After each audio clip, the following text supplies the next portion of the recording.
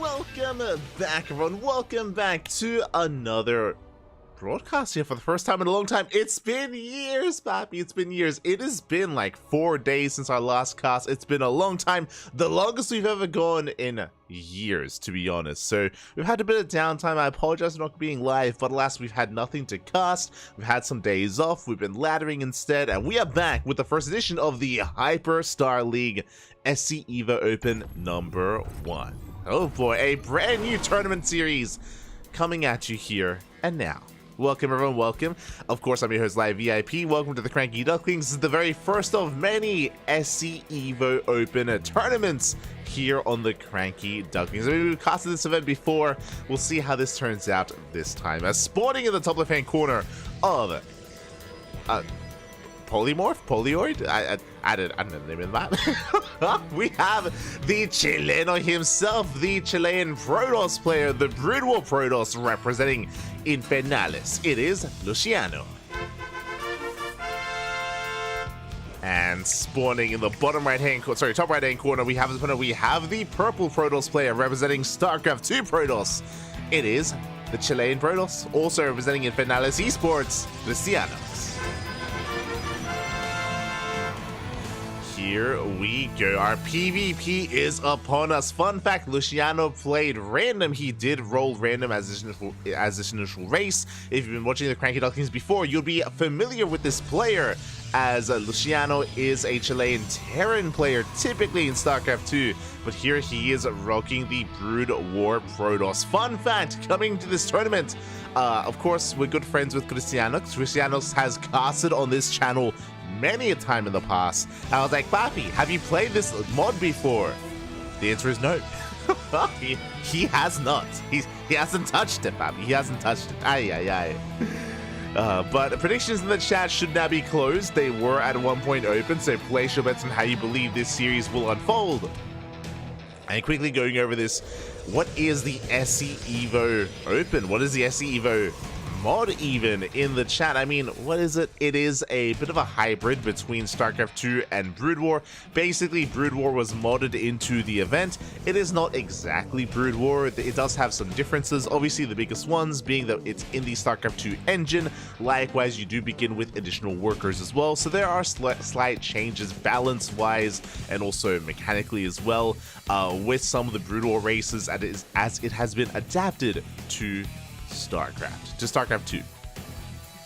And the way this mod works, the way the rule set works for the tournament is game 1, you have a player playing the Brood War races, the player playing the StarCraft 2 races. Game 2, we alternate. So here in game 1, we have Cristiano playing his main race and Luciano off racing as his Brood War race, and then we switch it over in the next series, or in the next game, in the next map. As we do see Cristiano setting up a proxy here towards the south. Honestly, this can be really devastating just because we're on cross spawns, but we are checking for spawn locations. This is a 4-player map, so Luciano is checking for where the base could be. As a result, his attention is now focused on the top right. He is not going to be scouting here towards the south. So the proxy is going to be brutal. It's going to be a 1-base all-in here out of Cristiano. We have 4 gates on the way. It's going to be a 4-gate 1-base all-in. This we've seen plenty of time here in PvP. It's going to be a Stargate opener initially. Meanwhile, Dragoon's going to be poking on forward here, getting a decent amount of damage, but they themselves are also quite fragile. We have to back off. We have to buy some time. More Dragoons on the way. It's going to be 1 base versus 1 base, but alas, Cristiano is going to have that many more weapons available. Cristiano, he's going to be warping across the map. We have the Oracle making its way towards the main. And with the shield battery on the way, we're going to be able to hold on to the natural, true, but what about the main? What about the main base? It is wide open. It is vulnerable. Yeah, the Oracle is diving in. Dragoon's unable to keep up. And probes are going to be going down. Okay. We're going to get a lot of damage. That's going to be 5 workers. It's going to be 6 probes falling. Oh, we barely get the 6th. Oracle taking a lot of damage, but again, the damage has been done. 6 probe kills, lost mine time as well. And throughout all of this, we have the 1-base all-in being set up. The gateway is now done, and Cristiano is going to commit. Meanwhile, we do see Luciano expanding. Is going to be the defender initially. There is not going to be Blink available. Bear that in mind. This is a one base, 4-gate all-in out of Cristiano. No warp gate, no Blink whatsoever. No Twilight Council, what I meant to be saying. And we'll see if he can just brute force his way through. Luciano, he's not quite in position. The shield battery is exposed. And we're going to be able to focus it down. Shield battery does fall. Now we can almost one-shot these Dragoons. We get one. We're going to get 2 Dragoons. We're down to 5. Down to 5 Dragoons. We can just step forward. We can just overwhelm. Boys are being pulled, but it's too little too late. Again, Luciano, he was caught with his pants down. Was not quite ready to deal with an all-in. And the pylon is, going to be depowered. We depower the pylon. We depower the gateways. Stalkers are being forced out. We do have reinforcements on the way, or soon to be on the way. The Oracle still posing a threat to the main. And the Dragoons, they're falling one after the other. 3 Dragoons left. We do barely get a 4th. And barely in time. Luciano is holding now. Bearing in mind one thing here, because of the 2 bases, this isn't enough damage. We have to keep going. We have to get more damage done. Getting a couple of probe kills, but we have to end the game here and now. Cristiano is all in. He has no backup base. He has no economy behind this. We got to keep going. Polypoint, there you go. There you go, as we do get a pylon. 1 pylon goes down. Luciano still posing a threat. 5 Dragoons here on the low ground, now a 6. But without the shield battery, I do feel like Cristiano should be able to break through. It's going to be close. We are going to be splitting up those Stalker shots. Yeah, once again, we do focus on 3 of those Dragoons. The probes are adding quite a bit of DPS though, and a lot of Stalkers are going down. A lot of Stalkers are falling. Zell's coming to reinforce. Luciano forced back. Luciano barely holding. We're holding, Papi. We're barely holding. I say that Luciano is down to 13 probes, barely an economy. The Oracle going to be distracting. Meanwhile, low ground is taking advantage of. Cristiano, he will shut down the low ground. He will kill this Nexus. And behind this, if he wants to, he can expand. Cristiano, he could attempt to expand from this point. As Luciano forced further back. Shield batteries on the way. No, the Artosis pylon! No! You know, we might be in Brood War. We might not quite be playing like a proper SC2 PvP, but still, the Artosis pylon, it is a constant party. As we're going to focus on every single worker, we're down to 1 probe remaining. Luciano may have an army, but he doesn't have an economy. There's no economy left. GG gets called. And Cristiano will take game number 1. Whew. GG. Cristiano will take the first game. So fun fact, again, I was asking Cristiano, he has never played this mod before. He has no idea the strengths and weaknesses of the Brood War Protoss race. And now he's going to have to play it himself. You will have to switch on over here, as Cristiano may have taken the first game, but here in game 2, he has to embrace the Brood War instead. And Luciano can play his main race, can switch over to SC2. So we should be seeing Luciano whip out the Terran here in game number 2. I'm curious if Cristiano rolls random like Luciano did. I'm curious if he has any experience in Brood War. Cristiano, he's not the youngest of players. I think he's around like his mid-20s. Maybe he played some Brood War when he was younger. I imagine he did, especially in Latin America. Brood War was massive when we were all younger. So I'm curious if he has any Brood War experience and whether he embraces any other race other than Protoss. Yeah, curious. We'll see what Cristiano goes for. Catching it reminds me of the SC2 mod Mass Recall. Yeah, it reminds me of do you remember Starbow back in the day? Starbow, which was StarCraft 2 like Brood War kind of merged together into one. I say merged together. This game is a little bit more linear in the sense that there are 6 races, right? 3 SC2 races, 3 Brood War races. Starbow still had 3 races, and it kind of merged like elements of the 2, which I believe was kind of like Mass Recall, if I remember correctly. Oh, no, not quite. Sorry. Mass Recall was Brood War, the StarCraft 1 campaign. But yeah, this reminds me a little bit of Starbow, for those that were more older school viewers. That was really big back in the day, for a while at least. I remember there was like an online ladder for it as well, where they tried to merge the races and merge elements of of Brood War into StarCraft 2.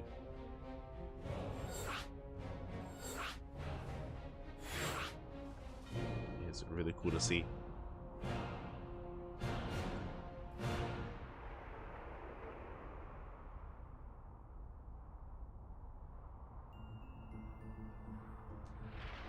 And yeah, from here we're going to be jumping into game 2. We're going to be loading into one of the more known maps to the SC2 community. We're going to be loading into Oceanborn. Meanwhile, I have confirmation Luciano is picking Terran as his race of choice for StarCraft 2. Makes sense. And Cristiano is rolling Brood War Protoss. Going to be very different here. As a reminder, there's no warp-in mechanic for the Brood War Protoss, so it can take a little bit longer to reinforce if one is to be aggressive. We'll see how this turns out. As spawning in the top left-hand corner of Oceanborn, we have the Chilean Terran player, the blue Terran representing Infernales Esports. It is Luciano. And spawning in the bottom right-hand corner, we have his opponent. We have the Chilean Protoss player also representing Infernales Esports, leading this series, but now forced to play the Brood War race. It is Cristiano. Let's go. Oh, we're proxying. Now, this is my biggest concern when covering this event and when covering this mod, is the early game is very intense in StarCraft 2, a little bit less so in Brood War. And I feel like we're going to see this dynamic a lot, where the StarCraft 2 player is cheesing and the Brood War player is defending. Especially, as I mentioned before, Cristiano has never played this race, or have never played this mod before. Because he's unfamiliar, I'm concerned that he won't know how to hold aggression and cheese. Now, as I say that, it looks like Proxy Reaper. This doesn't look like the most committed proxy out of Luciano. There's no room for an add-on for Proxy Marauder, for example. I imagine Luciano is going to be transitioning back at home and not committing super hard, but we'll see. We'll see. My eyes are on Luciano. As we do see Cristiano back at home going for a 2-gate opener, treating this like StarCraft 2. I appreciate it. And there it is. It is just going to be the Reaper. Okay. So just a Proxy Reaper. Back at home, Luciano should be expanding. This SCV can go for a bunker on the low ground to go for, I mean, a delayed base to contain Cristiano to get any economic damage for Zealots on the way. Yo, the sprite is so nostalgic. Let's go. As the Zealot's on the way, there we go. The bunker on the gateways, but the Zealot is going to shut this down. A little bit greedy there by Luciano. Zealot shouldn't be able to achieve too much. And hopefully we do... Oh, sorry. Bunker shouldn't be able to achieve too much. Hopefully we do cancel. Up! Oof, do cancel in time. Reaper dipping into the main. Getting a probe kill so far. Not bad. Oof. Getting one worker kill. Dragoons are on the way. And can we get a second probe? We can! Ooh, second probe goes down. Can we get a third? Probes are getting low, but the Dragoons are about to... They're about to pop out. And Cristiano does defend. Luciano retreats. He does back off from here.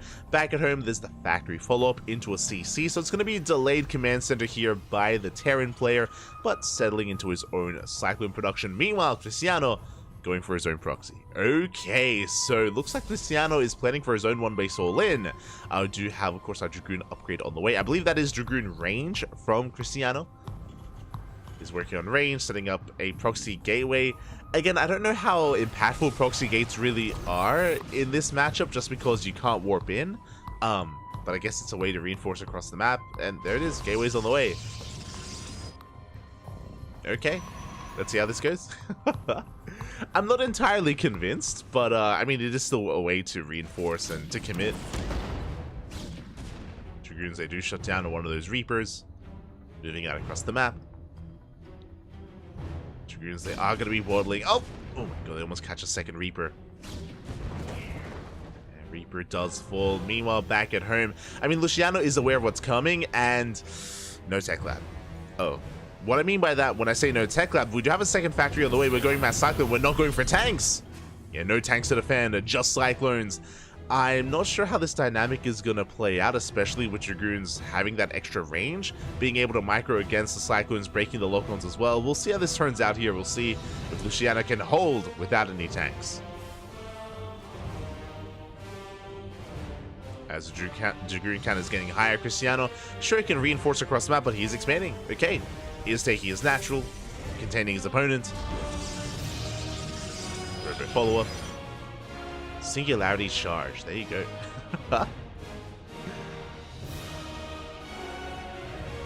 And we'll see if Luciano can hold on to that natural. See if he can hold. He's got, of course, the Medivacs to juggle, to micro back, to save some of these Cyclones. Cristiano poking in. Does get eyes on the Cyclones, and we commit! Again, 8 Dragoons here for Cristiano. Gonna be forced to pull the boys. A couple of SVs going down. More Cyclones have arrived, and we can one-shot! Oh my god! Yeah, Medivac gets targeted, but alas, it looks like we will clean out these Dragoons. Yeah, the Dragoons are going to be going down again. They are quite fragile. They do seem more fragile than Stalkers. And of course, no Blink available either.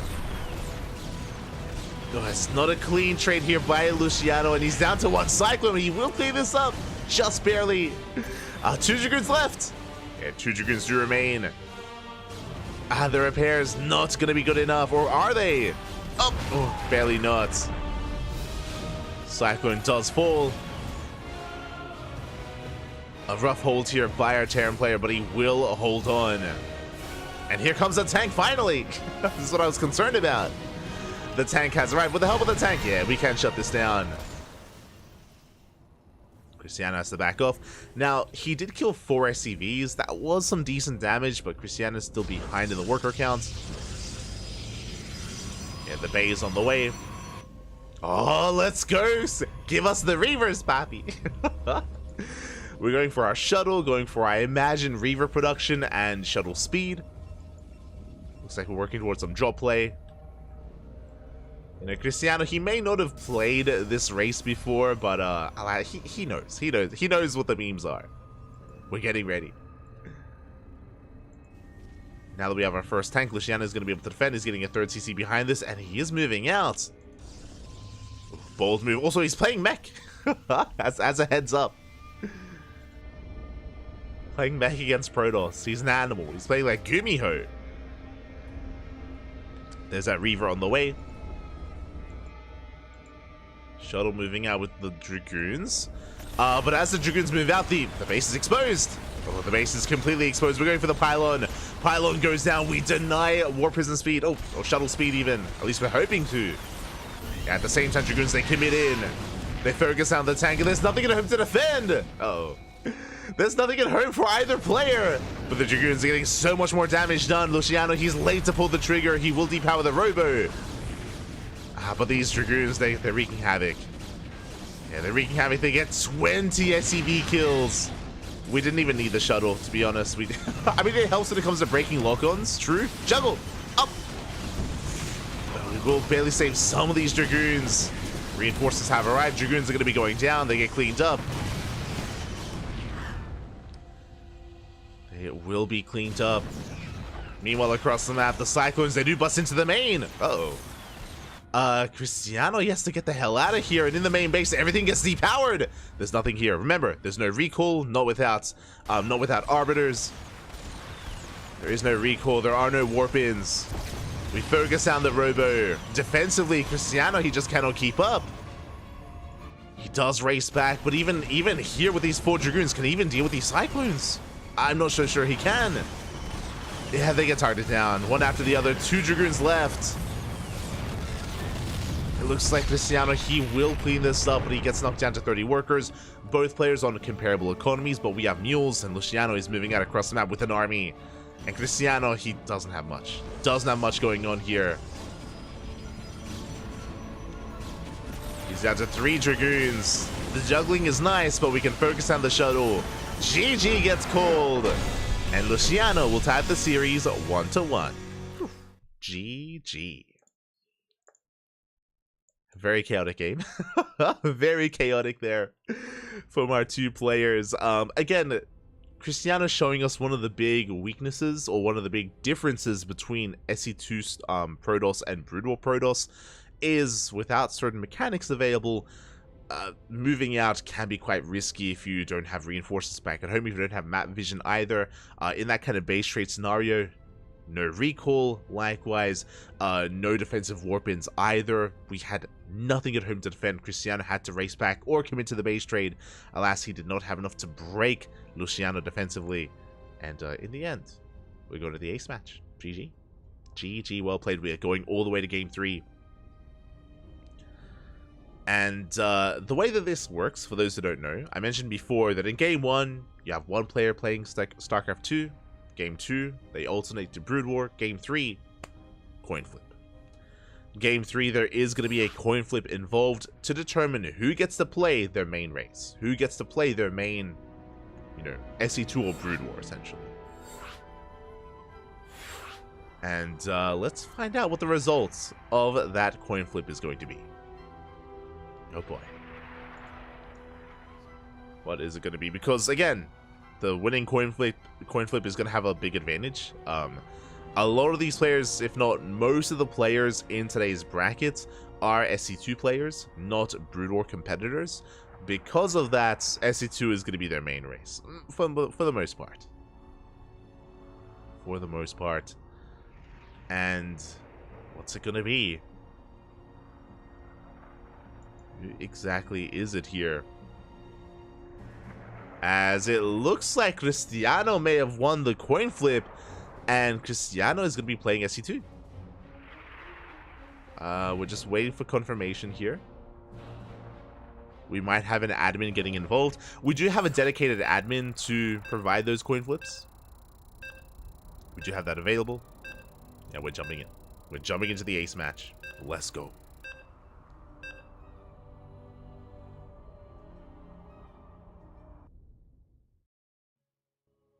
Let us go.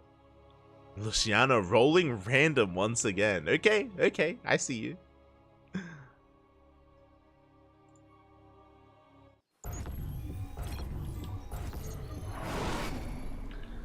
As spawning in the top right. Oh, rolling Brood War Zerg. Okay.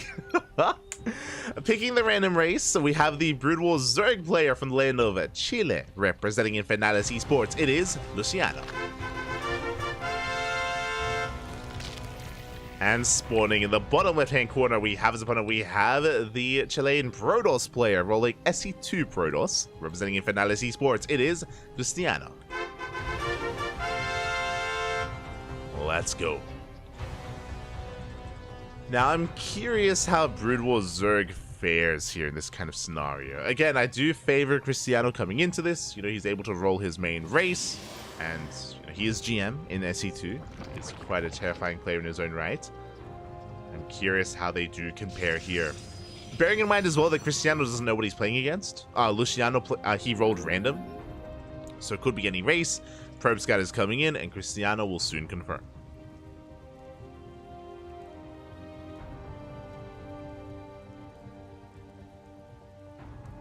We go. So Probe does dip in. Getting a full scout, getting eyes on the race of choice. Now aware of the Zerg. Is going to be Hatch Gas Pool. Standard opener here by Luciano. I say standard opener. I should also be transparent here that I'm quite limited in my knowledge of Brood War builds. Very limited. I have watched a lot of competitive Brood War, at least in years past. I was mainly watching a lot of Brood War in like the early years of Brood War Remastered. So 2016, 2017, that's mainly when I watched Brood War. That's mainly when I had time to watch Brood War as well. It was fun. It was a lot of fun. But when it comes to Brood War builds, again, I'm less familiar. I'm mainly relying on general knowledge and SC2 knowledge as well.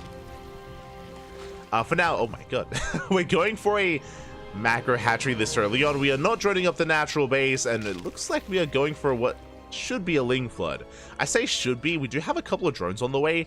I'm not fond of this entirely here for Luciano. Like, we're making a bunch of Lings, yes, and oh, look at them scuttle. Let's go. Lings are moving out. The problem here is that we have a wall. Or at least we're setting up for a wall. Cristiano, doesn't have the Zonaga. That's a little bit concerning. Does not control the Zonaga. Lings are moving out across the map. Adept will confirm. And do we wall off in time? Because there are 2 holes in this wall. There's 2 ways in. Lings going for the Adept. Adept gets surrounded. Nice catch. The Adept is shut down. I just realized their attack rate is actually a little bit higher, and they do a little bit more damage as well.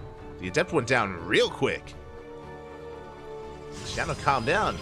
We are going to be fully rolling off. There we go. Shield batteries on the way. Overcharge soon to be available. Adept has arrived, and we will defend. Cristiano will defend. Back at home, Luciano is joining up. He's rushing into a lair very fast. But he's cooking. He's taking all gases. Are we going 2-base Muta?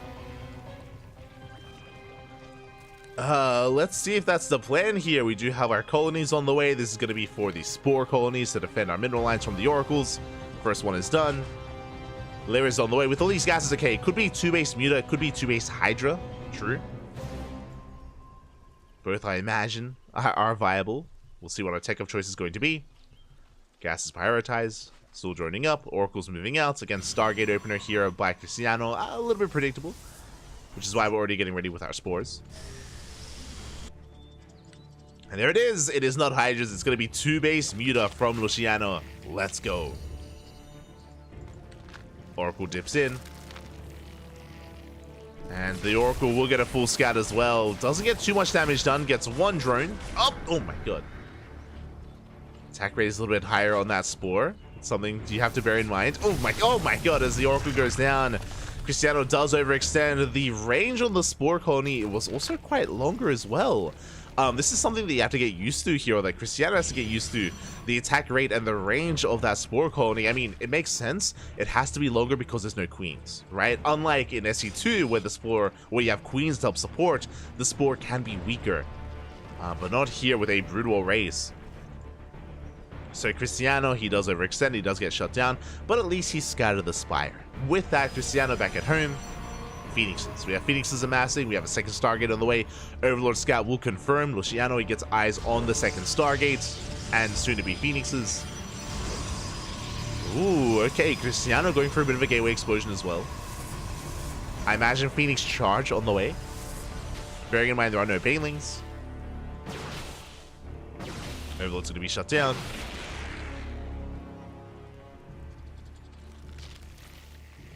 Oh, okay. And here come those mutas. 11 mutas in production. I'll be honest. I'm gonna ask Luciano after this. I do, cause I questioned Cristiano just because we're a little bit closer, and I know that he's inexperienced. But this feels like a proper Brood War build. Like the knowledge of actually getting a macro hatch when he did, just because of course there are no injects. You need that extra lava early on. Mutas get across the map. They do take down one of the Phoenixes. Ooh, but they're taking a lot of damage. Second, almost a third Phoenix does go down. Mutas have been softened up though. Oh my god. Nice target firing out of Cristiano. Does get another Muta. Good dancing. Oh god! I was gonna say good dancing, but another Phoenix does go down. And the third base is gonna be denied. To have a Warpin on the way. Reinforces as well, and Luciano cannot fight this head on. Oof. Some nice control with the mutas, but last the links go down, and the third base is saved. Luciano gonna be reinforcing. I wonder if it's worth getting I almost said spores. God. Banelings of this guy. You know what they're called. Yeah. Scourge, that's it, not spores. I wonder if it's worth like investing in Scourge here as the Ling Muta collapses on the main army. And we have limited anti. Yeah, we're down to 2 Stalkers. 1 Stalker left. These are expensive losses though for Luciano. He's lost 9 meters so far. And there it is. Scourge are now on the way. It's going to be a delicate dance where the Scourge have to ideally connect with the Phoenixes. Phoenixes have to focus them down ahead of time. We'll see if Cristiano is going to even be aware to be on the lookout for that. The third base is getting up and running. Luciano rotating around. Oh! Does run into the Phoenixes. Another Muta goes down. Oof. Yeah, there's not a fight we can take. We're going to lose every single Muta. Ay. Luciano here overextends. Sure, the Scourge come out, but it's too little too late. We lost every single Muta. And now we're getting into Lunker tech. The Lunkers are on the way. Now, bearing in mind that we have to research the ability to morph into a Lurker, so we're still researching for now. Hydras. It's going to be Ling Hydra Scourge. Oh, god, that sound is so nostalgic. Ah, the Hydra sound. I miss it so much. But Cristiano is going to be containing his opponent. Cristiano's still on these 3 bases. Drone-wise, we're not looking too ideal either. We have fixated and prioritized gas income, but yeah, still working on that mineral saturation. Phoenix is dipping into the natural. Getting 4, getting 5, getting up to 6 drone kills. Oh my god.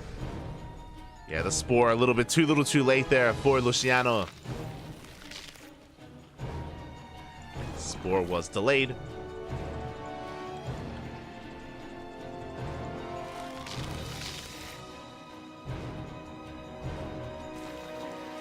Luciano rotating, lurkers are morphing in, and it feels like Luciano's going to be turtling for a while. It feels, I mean, we're on Alkione, this map does lend to turtle play, so we might just amass lurkers, get a 4th base, drone up, and turtle from here. Meanwhile, Cristiano is building up his death ball of an army. Luciano's actually looking to move out. Okay, bold move. Pushing right down mid. Storm is not done. Uh-oh. Storm is still not done, and again, Cristiano, he misses the move out. Does not have the Zelnaga. Lurkers have arrived. They're so small. Well, they're like a little bit smaller than SC2 lurkers. Cute. As they're slowly pushing forward. Yeah, getting within range of the natural. Storm is just about to finish. We have Storm available. We need a little bit more time to gather up energy. Do need more time. Phoenixes are racing back home. We do have detection. We can lift up the lurkers. Can go for the lift. We're collapsing in. And where are the storms? Ooh, there we go. Massive storms here on the lurkers. And we will shut this down. Cristiano will hold. 1 lurker left. And 1 lurker remaining, and Luciano, I'm not so sure we want to take this fight. The final lurker goes down. Cristiano's still building up. The armies are still quite small between both of our players. Cristiano working on his saturation.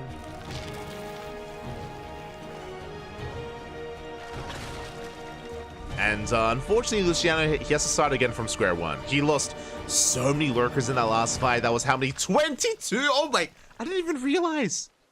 That was 22 lurkers? No shot. But you can see the efficiency here for Cristiano trading so well gas-wise. That was more than double the gas loss for Luciano. And now we have to rebuild. We have to build back up again. And I mentioned before that Luciano might be turtling. At this point, we have to. Like, there's no other way. No other way. Lings, they do get across the map. Getting into the mineral line, not bad. Nice hold position micro. Luciano, calm down, getting 9 probe kills. Very nicely done. Gets 9 workers. Cristiano moving out. Oh, we have soon to be spores on the way. I mean, sunken colonies, I meant to say. But they're not quite ready yet. Yeah, they're going to be shut down. We're getting into the mineral line. Are we overextending? Is there a way to reinforce here? There's no prism. But we have more Zelts, we have more Archons. We're going to shut down the 4th. And Luciano, do we go for a counterattack? We are. We're catching reinforcements. Immortals are going down. Bearing in mind, Cristiano can recall. Do we recall? Do we commit to the base trade? What do we go for? It looks to be the recall. We're turning back around. Up. Are we gonna recall? What's the plan? No, okay. We're just running. We're racing back. We're racing back home. Luciano morphing in more lurkers. That was 23 drones falling. And alas, without these lurkers, Luciano, he's unable to break through. Taking a little bit too long. Will collapse on the 4th base. Cristiano out of position, turning back around. And we do have detection coming in from behind. Lurkers are exposed. Oh my god, and the lurkers, they melt. They go down real quick. And Luciano, he was caught out of position. Massive storm as well. Oh my god. Luciano is going to be completely cleaned up. He gets 4 probe kills, barely any damage. And Cristiano takes a massive lead. Now he's got a death ball of an army. And we can move that across the map. Again, unfortunately, there was just nothing to protect those lurkers. They were left completely exposed. They were cleaned up. 39 lurkers going down. Here we go. Cristiano, he is committing. We do have a wall of lurkers lying in wait here on the high ground. Oof. We're going to be able to start a step forward. Yeah, we don't care about your lurkers. Not anymore. We just focus them down one after the other. Nothing in position here to really protect them, to buffer. And Cristiano is snowballing out of control. Cristiano, he takes down the third base. And he can just keep pushing. We have storms as well. They are available here for Cristiano. I mean, sure, Luciano, he's been able to double expand. He's trying to get more bases up and running. But the army, it's just not there. It's just not there. We have defilers coming in. But at this point, it might just be too little too late. Was that the spider mine bar sound? I don't think that was... I was very perplexed. Storms get thrown down, and alas... We're going to try to break through. Alas, we can just avoid the main army. And we can fight back. We can avoid the Dark Swarm. We focus on the base. Oh my god. And Luciano is knocked down to 2 bases. 2 hatcheries remaining. Oh, barely the 2 base economy.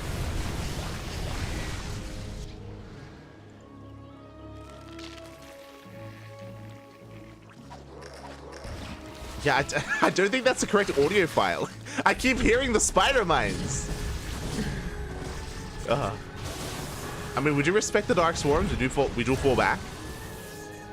Pull away. At the same time, Lurker counterattack here across the map. Hitting that 4th. God. That's not the correct... Am I crazy? Or do I forget, like, the consume sound? As the fires that have been consuming, we collapse on the main army. Yeah, and the Zealots are going to be able to break through most of those Hydras. Not quite the Lurkers, though.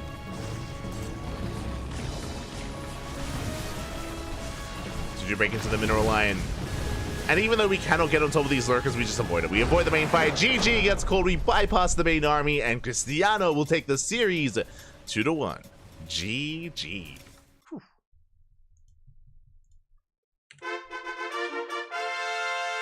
GG, well played. Cristiano, he will take the series 2-1, advancing on into the next round.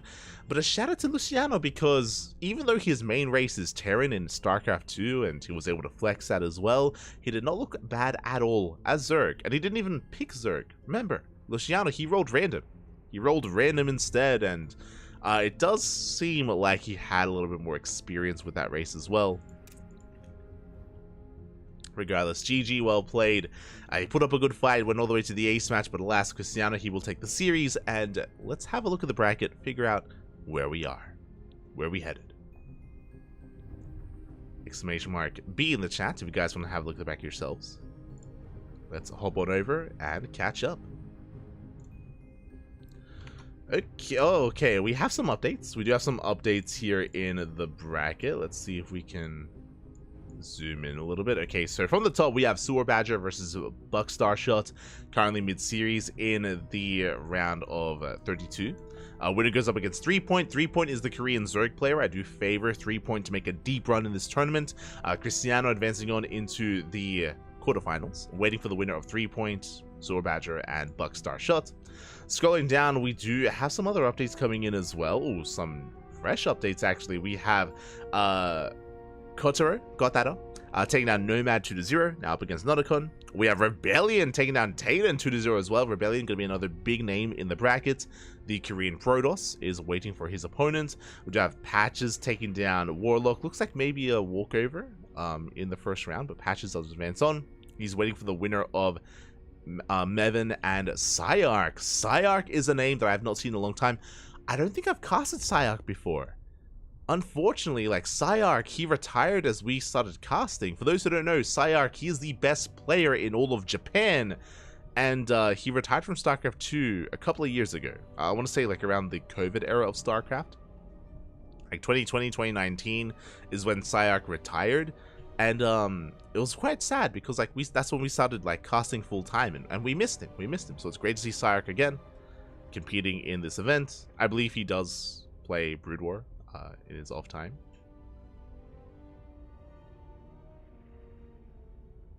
Scrolling down, we do have Honmono up against Mangruzel. Winner goes up against Greenert in the next round.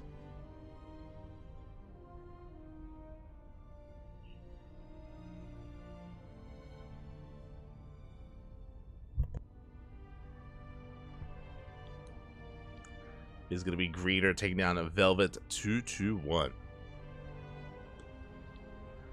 So yeah, the bracket is progressing, and we have to try to figure out where we are.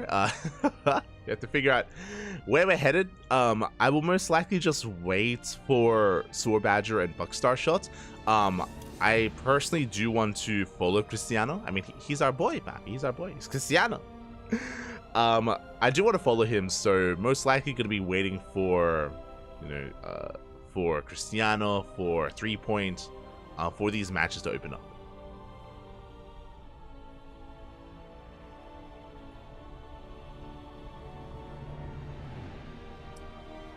So we do have a little bit of downtime. Looks like Mevin or Meven and Sayark are about to begin. I could jump into Sayark's series, but do I want to hop over to the other side of the bracket? The thing is that I believe Chicken Man is also casting, and Chicken Man may have that half of the bracket covered. Let's see. Chicken Man, he was covering, yeah, he was covering Mevin. So Chicken Man is going to be following him into Sayark, so they got you covered there. I guess we will just lie in wait. Just catching up in the chat.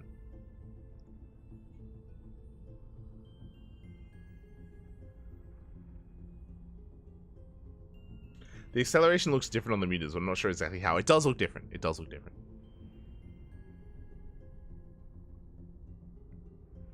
Two base mutas are pretty common in brutal build. Okay. Thanks for letting us know. SC2 coin flipping is a serious full-time job. It is. We have a dedicated admin. He's been flipping coins the entire tournament, flipping them back.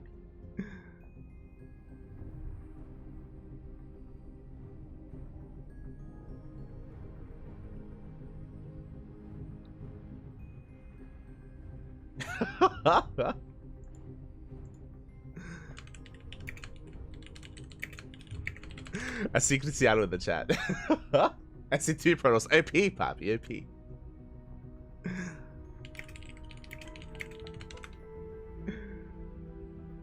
Look at that. Como estás? I see Nino in the chat as well.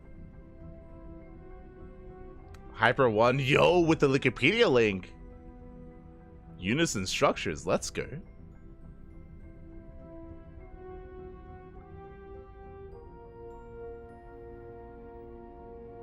Oh, this is a lot to go over. This is...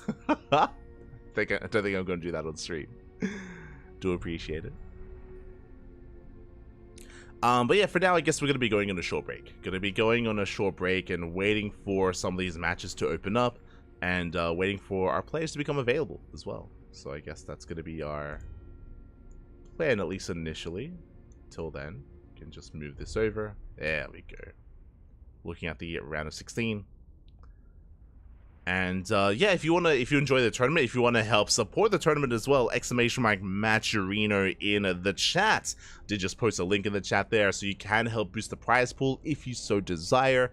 Again, a shout out to the people behind SC Evo as well. I think we have a command. Let me jump. There we go. We have a command. There is a Patreon for the people that work on this mod, for the people that have been not just working on the mod, but I mean, not just adapting it and not just adapting Brood War, but they also do patch it. They do balance it as well. They do their best, which is why it's not a carbon copy of Brood War. I believe they do add some adjustments here and there where need be. Again, the game originally wasn't fully balanced, and they are planning on balancing it as best they can, just because, again, it isn't just about keeping Brood War as it is in Brood War. No, like they recognize that the engine is different, the worker counts are different, and they have to adapt as a result. But regardless, do check it out if you wish. Otherwise, we're going to be going on a short break, and we'll be back soon with our next series. See you then.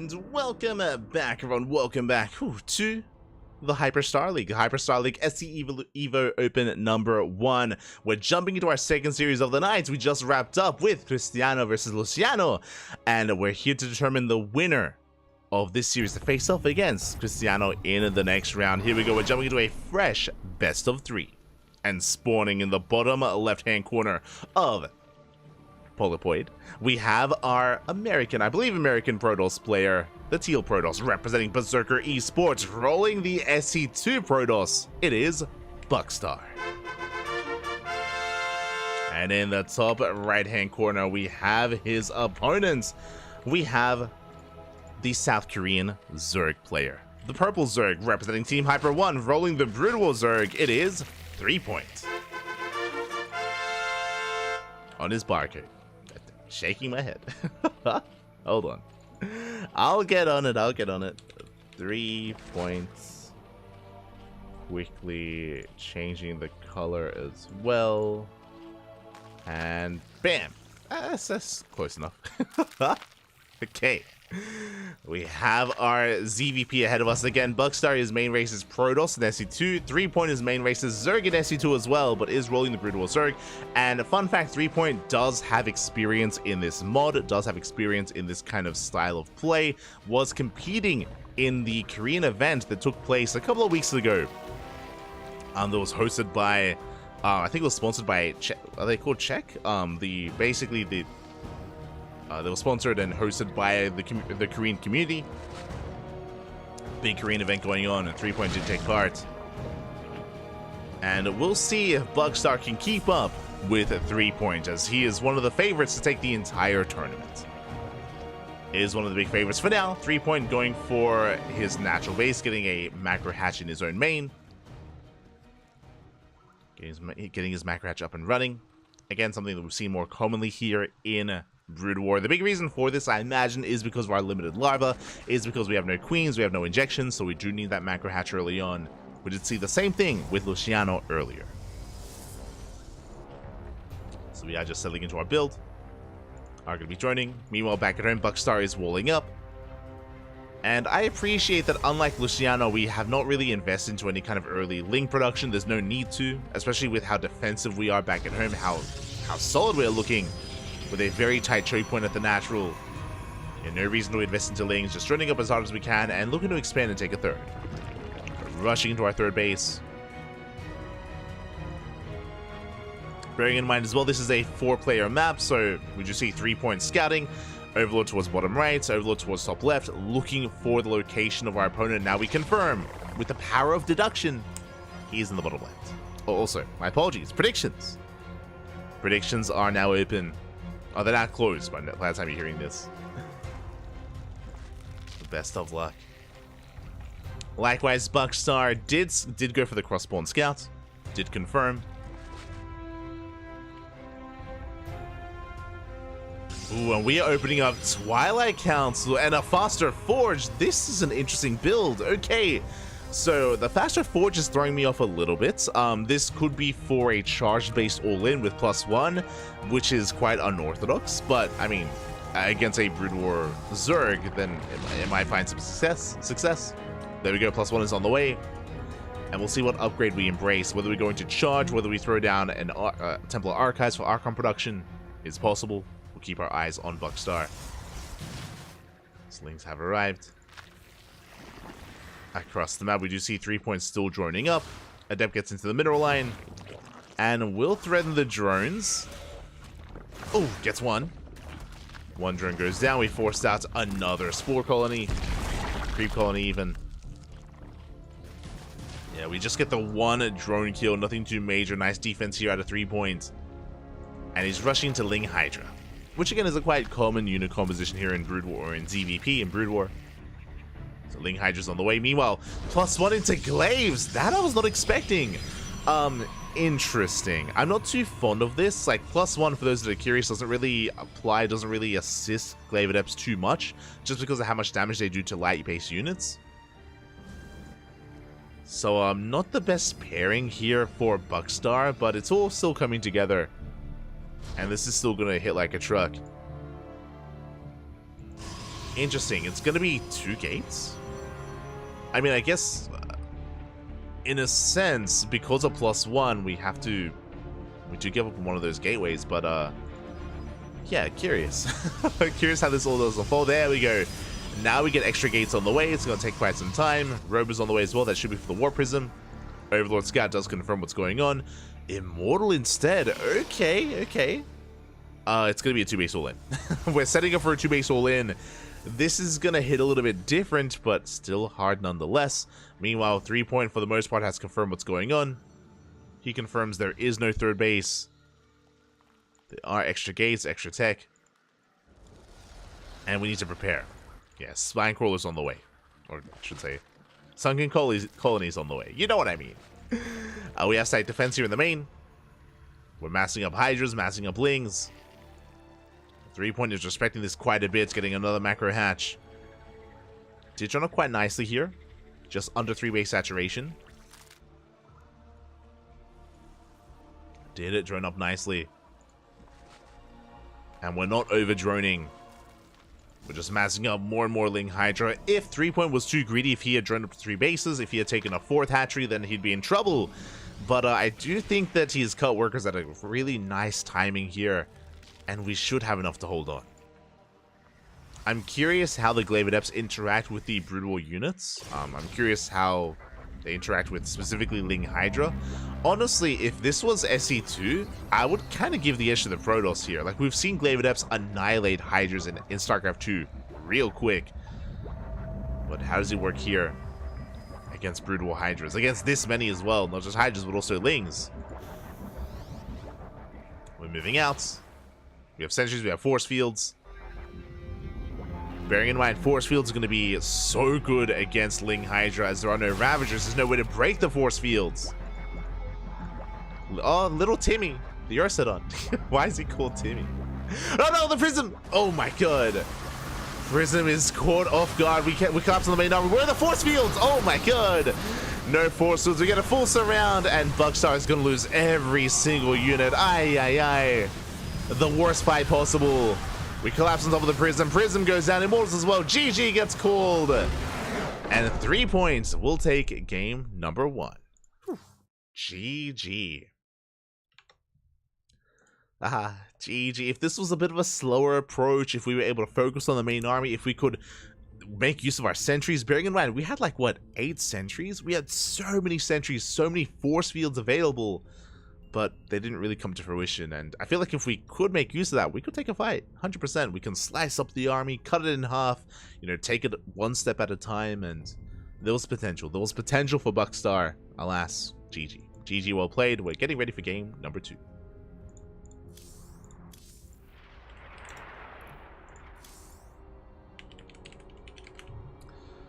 We're getting ready for game number 2.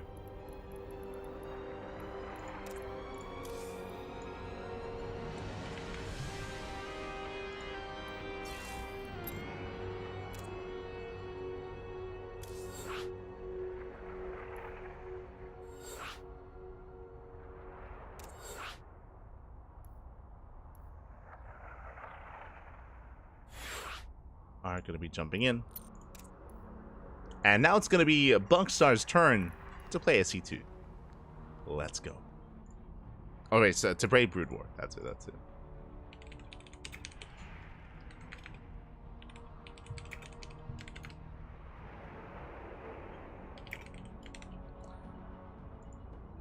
Here we go.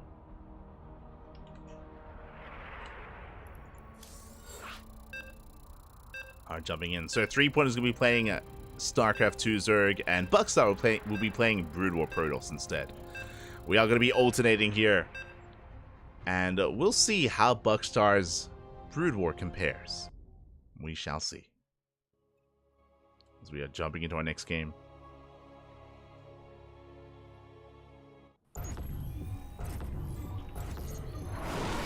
Oh, they changed colors. God damn it. As spawning in the top left-hand corner of Oceanborn, we have our purple Protoss player rocking the Brood War Protoss, representing Berserker Esports down in the series, doing a bounce back. It is Buckstar. And spawning in the bottom right-hand corner, we have his opponent. We have the Korean Zerg player, the Red Zerg, representing Team Hyper 1. It is 3 Point. Rocking the StarCraft 2 Zerg. And I do need a moment here to set up the player name. One moment. The color as well. Beautiful. Okay. We have our players set. We have our colors. We're opening up Hatch Gas Pool. Standard opener here out of 3 Point. Buckstar back at home. I'm curious how much experience he has with this mod. I feel like that's what this comes down to. Like 3 Point, I mentioned before, he played in a Korean tournament not too long ago. With this mod, has been practicing, has been, you know, working on his Brood War. Buckstar, I'm not so sure of. I'm not so sure. as it is going to be our 2-gate opener into the Cyber Core. Now, because of the SimCity, because of the high ground wall off, this does mean that the natural base is going to be a little bit more exposed to Ling aggression. Bear that in mind. So the natural base is going to be exposed, assuming that we expand.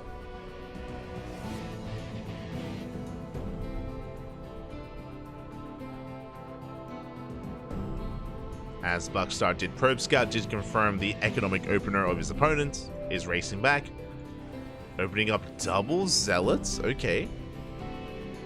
Okay. Let him cook. Setting up in the low ground to expand.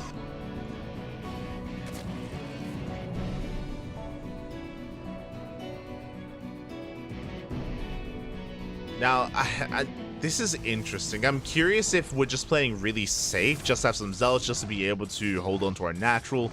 But as I mentioned before, because of the economic opener, this is kind of setting Buckstar a little bit behind here, as we're investing quite heavily into a lot of Zealots. And opening up 4 Zealots before expanding. Nexus now on the way.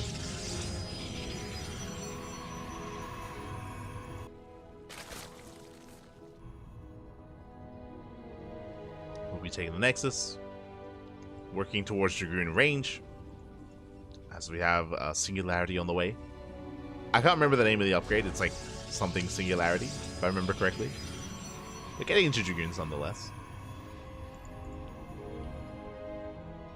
And we are settling in it. Meanwhile, we do get eyes on the Zealots, we get eyes on how open the natural is, and 3-point is amassing Lings. Lings are on the way. Again, this position does look a little bit abusable. Dragoons have arrived, and we're going to try to bait out the Dragoons. Ling speed about to finish up. Overlord is under fire. Overlord is going to go down. And we're just Ling flooding. We're just straight up Ling flooding. Cutting workers at 23. We have not saturated the natural. And we're committing in. Yeah, we're going for the Dragoons. We get the surround. Dragoons are going to be shut down. Yeah, massive pickoffs. We don't get into the main. Third Dragoon gets caught. We clean up most of the Zealots. I say that. Ooh, 2 Zealots left. Down to 1. Down to 0. Yeah, 0 Zealots remaining. No shield battery, no SimCity, no wall off. We spoke about this because of the high ground wall off. The natural was so vulnerable, so exposed, and we shut it down. That's going to be a kill on the natural base. Behind this, we can drone.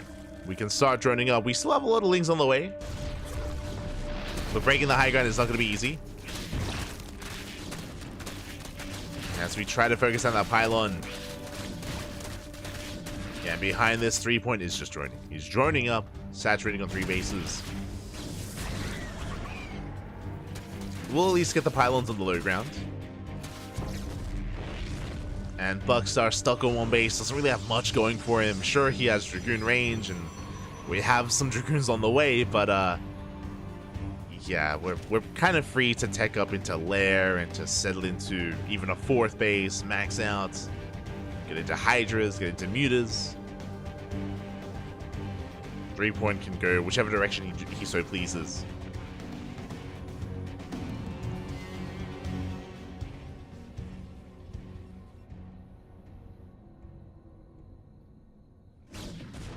Can embrace whatever tech he wants. And when it comes to 1-base play, ooh, we have a cannon on the way. Oh, that doesn't bode well. The cannon doesn't bode well, but Overlord does get eyes on the Citadel, on the Robo as well. Eyes on everything here in the main. Charge on the way. It looks like we're trying to embrace a 1-base all-in, but it's going to take a while to really get going. And back at home, safety Roach Warren, Lair as well. I do think the Lair is a little bit late. Because of that, if we did want to go Ling Hydra, it is going to be quite delayed as well. Might just embrace Roach Ravager. 3-point, just making sure there's no expansion.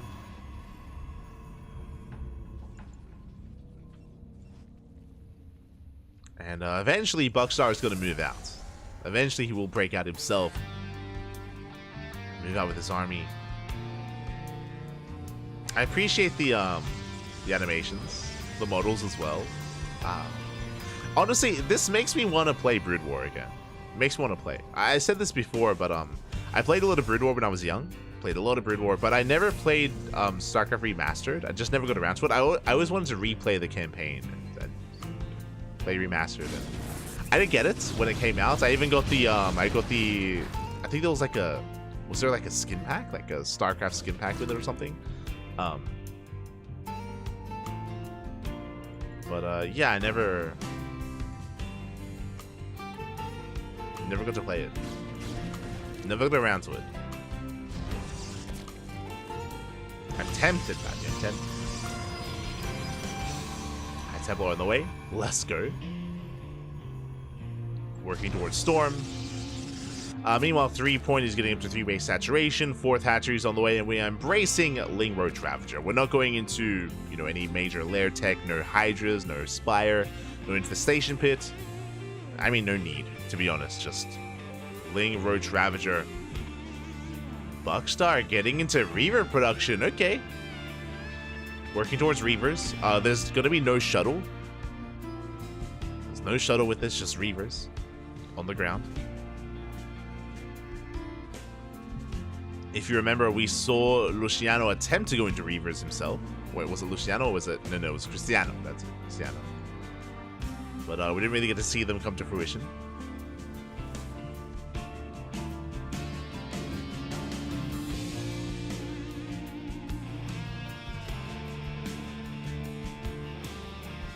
As 3 Point is soon to commit, soon to collapse in. Just a handful of Ravagers, but he's going for the surround. Yeah, we take down the Archon. Archon does full. We get on top of the Reaver. Reaver gets shut down as well. He doesn't get to shoot. No! The Reaver doesn't fire. We collapse on the army. And we will clean this up.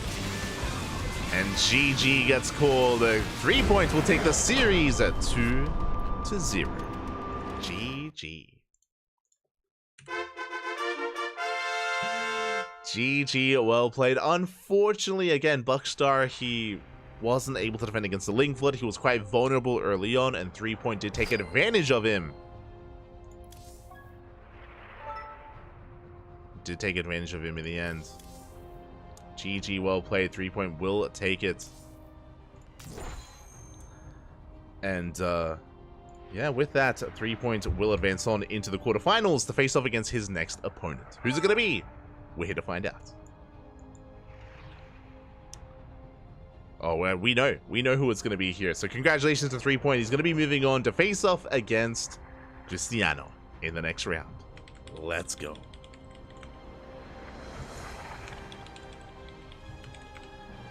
Let us go. Just need a moment to set up.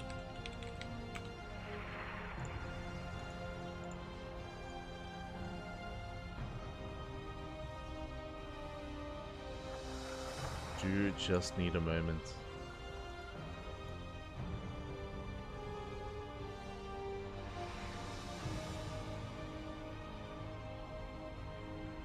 Okay, here we go. We have our player set. We have our matches. It's going to be a ZVP between 3 Point and Cristiano. Now the question becomes, do we have any other updates? Do we have any other results coming in? Let's find out. Switching our scenes over, it looks like we have the entirety of the round of 16 updated. Beautiful. You do love to see it. We do have a 3 Point taking down Buckstar. We had, of course, Cristiano taking down Luciano. We had Notakon taking down Kotaro 2-0. Kotaro, and Notakon. Are they Japanese players? I wonder if Psyarch brought over some of the Japanese community. Curious. But we have Rebellion going up against Notakon in the quarterfinals. Notakon. I don't know how I want to say it with the accent. Likewise, Psyarch against Patches, Honmono against Green Earth on the bottom of the bracket. I imagine we're going to be seeing a TBT. Psyarch and Honmono are favored to face off against in the semifinals. Likewise, Rebellion and who knows who else. I don't know who I favor between 3 Point and Cristiano. I think I favor 3 Point, but I want to believe. I want to believe in Cristiano. I want to believe in Cristiano Ronaldo, pap. Let's go. As vetoes are underway.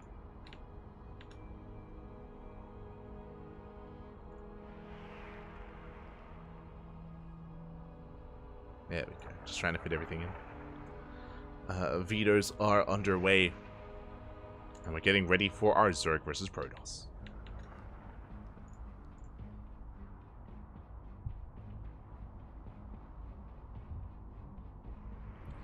Our players just figuring out what maps they're able to play on.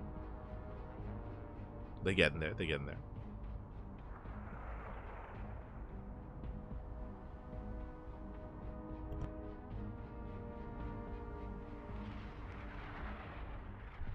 Likewise, if you want to tune into other portions of the bracket, I believe Chicken Man is covering Psyarch versus Patches, currently mid-series. So he's got you covered there. We have you covered up here. We go.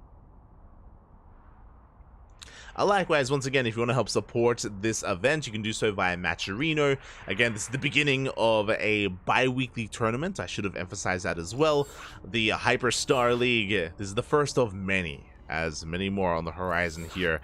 Shout out to Hyper1. He was in the chat earlier. He is adminning and, of course, helping to fund the event. Is helping to sponsor. Putting a lot of money behind this tournament as a bi-weekly. Likewise, a shout out to Chicken Man and Dave Testa, as they are also going to be casting the event. I believe Dave is covering another tournament at the moment. I think he's casting... I think he was covering the OSC Masters Cup.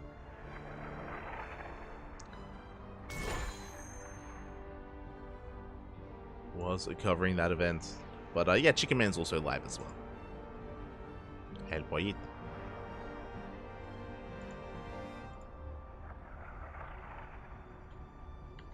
So do check him out for some of those other matches.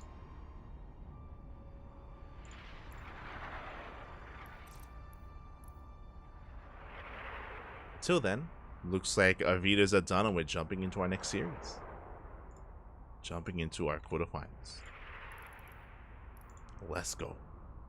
Okay, we have a 3 points starting off as the Brood War player and Cristiano as the StarCraft 2 player.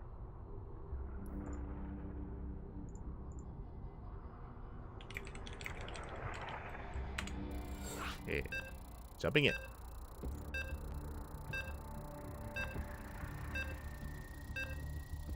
Are going to be jumping in, and we're going to be loading into Bloody Ridge. Okay. A map that we have not yet seen. Curious. I know we haven't had, because I've been a little bit frazzled and there's a lot to like get into, especially early on. I haven't been able to really showcase some of the maps, but oh, this is an interesting one. Okay. You have my attention.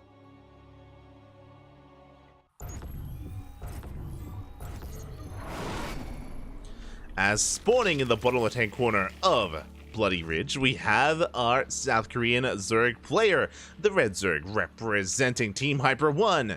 It is 3 points. Oh, he's 12 pooling. And spawning in the top right-hand corner, getting 12 pooled, we have as opponent, we have the Chilean Protoss player, the Blue Protoss representing Infernales Esports. It is Cristiano. Oh boy, if you're in the chat, predictions are open. Best of luck with your predictions. And the 12 pool is upon us. Ling's going to be amassing. Yep, going for another extractor trick. Now, what is scary about this map that I did notice loading into it is the rush distance by ground is very, very short. Cristiano trying to wall off is setting up. We'll see if he can. See if he can as the drone does bypass the probe. Setting up for... I imagine a proxy hatch. Okay. You know, it might be Brood War Zerg, but there's still quite a lot of similarities. Not gonna lie. As the drone has arrived and we are setting up for the hatch block here, or even the proxy hatch behind the wall. Lings are amassing. We are moving out. Yeah, boys are being pulled. The drone has arrived. We have the hatchery here as a part of the wall, trying to nullify that wall even. And Lings are on the way. Lings are on the way. Cristiano does manage to get the Cybercore off. Does wall up. Probe is racing back. Lings are on the way.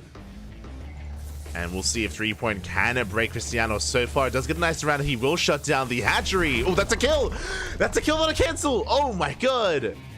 Yeah, the hatchery has been killed. Lings are soon to arrive. We're expanding behind this, but alas, Cristiano is looking solid.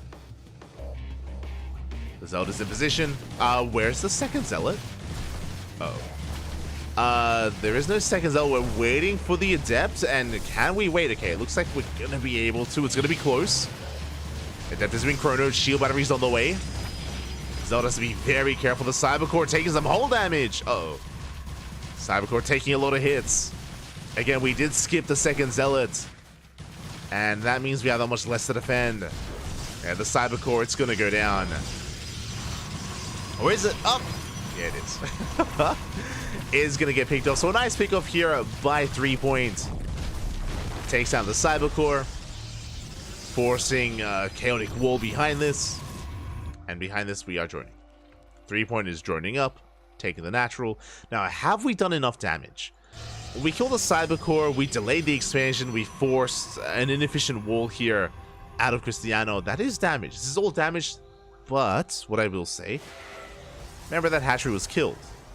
The hatchery was killed and not cancelled. Because of that, I do favor Cristiano. I do favor him in this position. Damage was done, but not enough. Not enough to pay off for the 12 pull, for the lack of drones, for the killed hatchery as well. 3 point has some catching up to do. And the Adepts have arrived. The Adepts have arrived. They can one-shot drones. 2 Adepts, I should say, can one-shot drones. And they will threaten the mineral line. More Lings on the way. Pick up a drone. Nice damage. We got one worker, but Lings, they have arrived. They try to get this around. Oh my god, an on-creep. It looks like they almost do.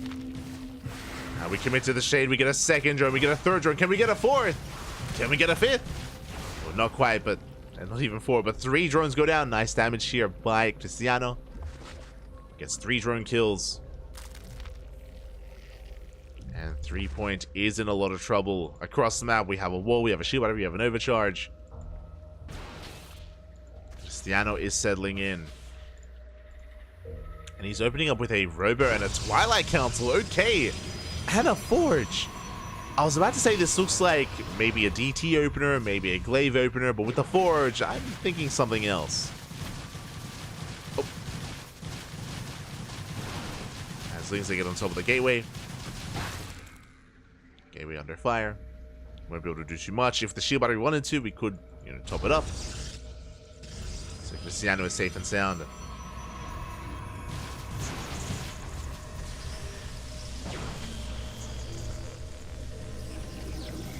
Lings do not break through. And Cristiano, yeah, he's going for a charge all in. This makes sense. It's going to be charge, Immortals +1, a bit of a Soul Train, as I'm sure Sentry's going to be incorporated as well. Regardless, 2 base all in. I do think this is a smart move out of Cristiano. Basically being aware that 3 point is behind, that he failed the cheese, that he failed aggression. It's time to punish. It is time to punish, and looking at this map as well, there are a lot of choke points. There's a lot of choke points here at the entrances of some of these bases. There are some wide open areas, yes, that is true, but outside of that, there are some safe locations that Cristiano can kind of hunker down in and make use of. Probe is being sent out, but I'm pretty sure we should be doubling down on 2 base aggression. Never mind, Cristiano, he expands. Okay, this I was not quite expecting. Cristiano is expanding. He is taking a third. Still building up those Immortals. Meanwhile, behind this time it's not going to be Ling Hydra. It's going to be Ling Muta as the Spire has been thrown down. It's a lot of Lings moving out. Going for a ninja base as well. I am concerned that Cristiano is spread a little bit too thin. Lings have arrived. We have the force fields. Oh, we do. Yeah, force fields are thrown down quite nicely. Yeah, nice choke point here by Cristiano. Even catching more. Oh, barely not catching more Lings. Oh, yeah, the force fields were a little bit too late. Oh, that was a lot of force fields, and now we are out of energy. And I'm concerned. I was all aboard going for the 2 base all in, but now that Cristiano is expanding, now that he's selling into 3 bases, or at least he's trying to, that means that the Spire play is going to pay off. that means that mutas are on the way, and we are not ready for mutas. We have no Blink Stalkers, we have no Phoenixes, we have nothing for mutas. The anti-air is the sentries. So even though Cristiano was in a better position, even though he survived the 12 pool and killed the hatchery, and I did really like where he was, now less so. Now I do think he's falling behind. Economically, he's looking solid, but we should be looking to force the all in. As mutas are on the way. Ninja base has been taken. Ling's going for the third. The Archon does morph in time. We do have one Archon. Blink is on the way, +2 as well. And the mutas, they have arrived.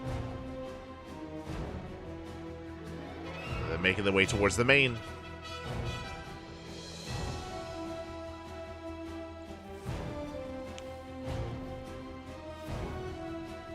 Oh, the Lings.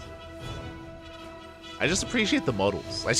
But here we go. The mutas, they have arrived, and they're going to be able to just wreak havoc in the natural base. 6 probes go down. 6, 7, 8 and counting. And again, Cristiano, he's all in. He's forced all in. Ay. He was not ready for this. There's no War Prism. There's no way to reinforce across the map. It's all or nothing for Cristiano, which is exactly what 3 wanted. Yeah, he will break the third. Lings and mutas, they bust in. Stalkers are going down. And back at home, we have a wall of spine crawlers. Oh my god, the sunken colonies. There's so many of them. We're ready for the base trade, and there's no breaking this position. Yeah, no shots. We try to stutter step forward in, but we lose the High Templar. GG gets called. And 3 points will take game 1 with a wild base trade. GG. 3 was behind. 3 was in a brutal position, but he was able to bring it all back. Did bring it all back in the end.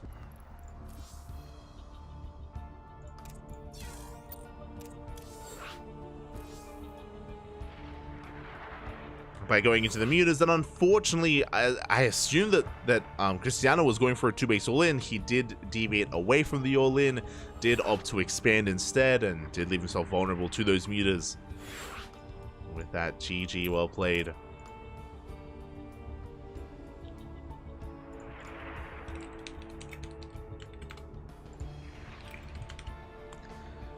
And now 3 is 1 game away from the semifinals. Let's go.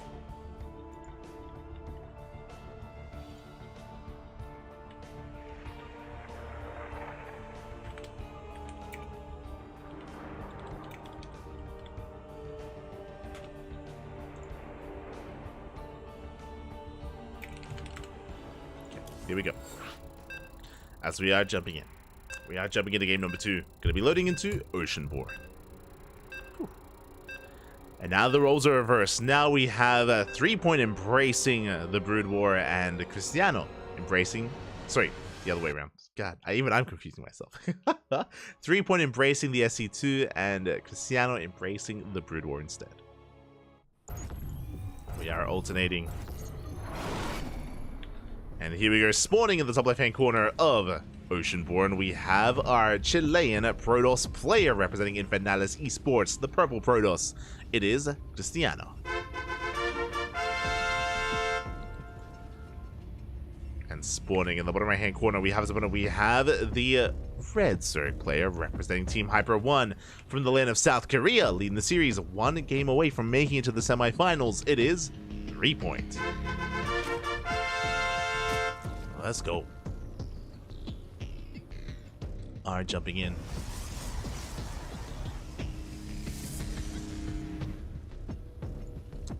Setting up for a hatch gas full cannon roll. Let's go. Cristiano, he's had enough. He's going for the cannon rush. Okay.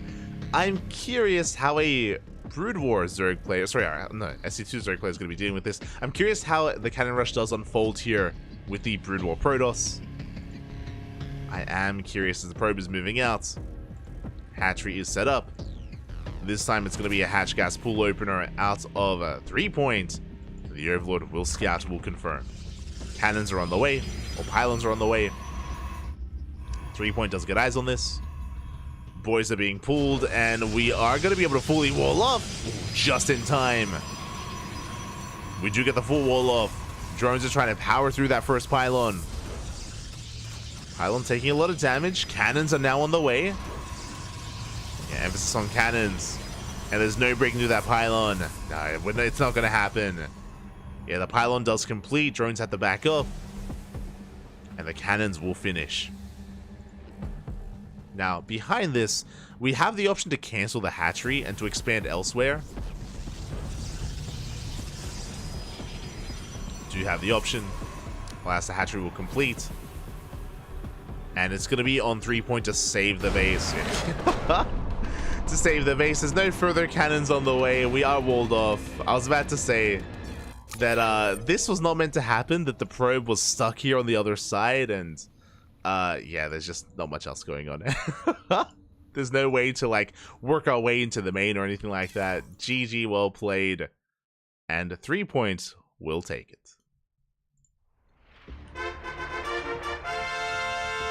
GG, well played. Unfortunately, there was no second probe, and ideally you do want to have control of the low ground, then work your way into the main or set up some other cheese.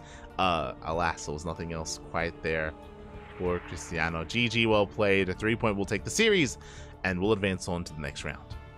Let's go. Let us go. Oh, and we have our semifinals ready. Oh my god. Okay. We are going to be following 3 Point into the next round. It's going to be another ZVP between two Korean players. It's going to be 3 Point versus Rebellion. Do you need a moment?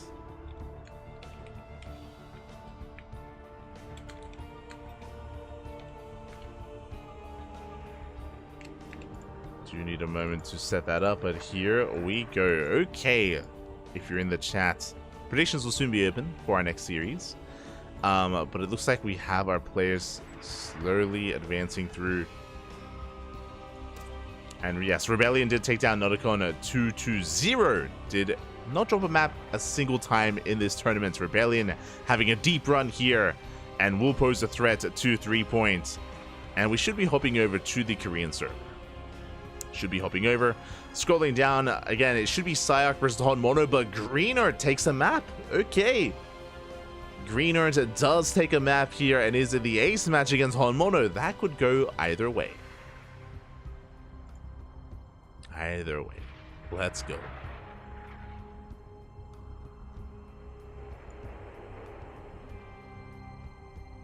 Paying out the predictions.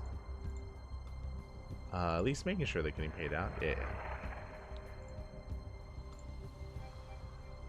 Predictions are getting paid out, so we're getting ready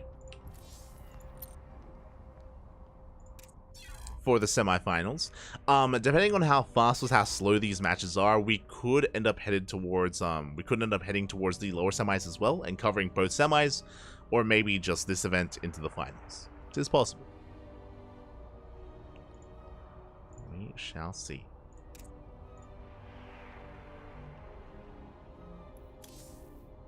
So we are hopping over to the Korean region. And our players, they need a moment. Our players do need a moment here to set up. They need a moment to get their vetoes underway and to settle into their series. So we're going to be going on a short break. When it comes to the format, it's going to be a best of 3 up until the finals. The finals will be a best of 5. So this is still a best of 3 format here for these semis. And we're just going to be going on that short break. Psyark did just come in and did just take down his opponent 2-0. Psyark is in the lower semifinals. I do actually favor Psyark to take the entire tournament. We'll see if anyone can stop him. Psyark is a bit of a beast. So we're going to be going on a short break, and in a couple of minutes we'll be back with 3 Point versus Rebellion. See you soon.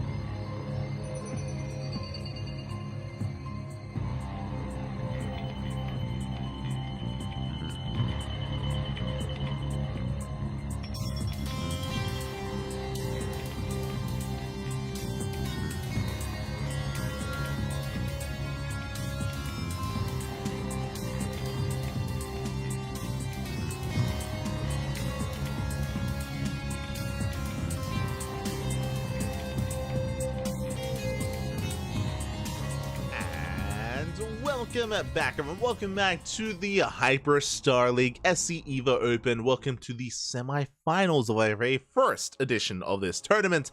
Again, the first of many. This is a soon-to-be bi-weekly tournament. Every 2 weeks, we're going to be hosting this kind of hybrid event between Brood War, between StarCraft 2 in this SC Evo mod. And we are jumping into the semi-finals and spawning in the top right-hand corner of... oh god, Sylphoid? I think. I need to learn these names. We have the blue Protoss player, the South Korean Protoss. It is Rebellion.